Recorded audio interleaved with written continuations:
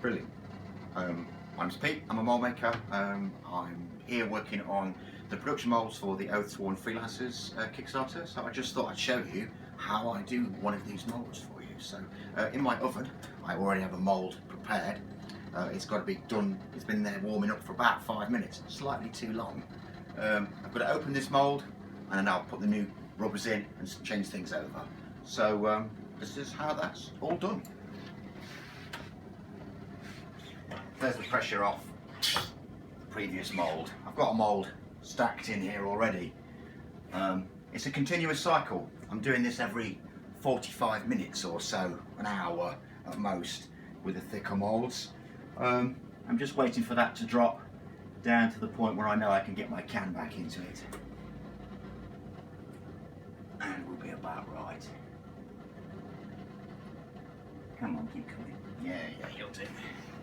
Big heavy can. Stand it up. Tire iron.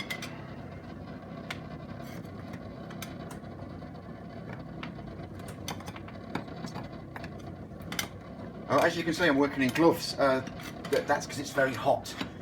You know, much too hot to handle. The vulcanization takes place at about 130, 140 degrees C, so you've got to get it that hot to do it. So that's the thingy, and then with just a bit of force, and we'll lift that off the back. Mould can in 3 pieces, as you can see. And that was me burning my finger. This is the mould that I've already had cooking for 45 minutes. Just going to find the halfway point in the mould and open that up. As I'll show you later, I've got studs going in both directions, so I just need to be careful that I'm taking them out in the right directions, which is what I'm doing there.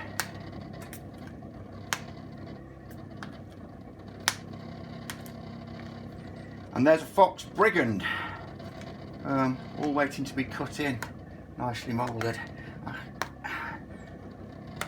Just want to be sure that I don't damage the master castings. Master castings are the heart and soul of this.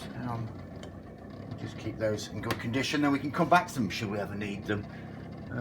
That's the mould as it comes out of the oven, out of the press.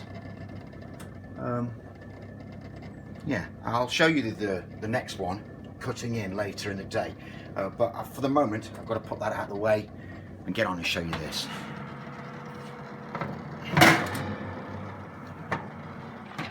Okay, this is my rubber blanks, silicone rubber blanks.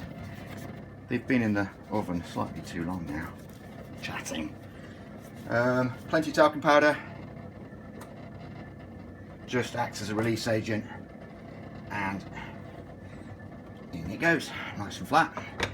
I've tried to take as much rubber off as possible, keep that down to a minimum.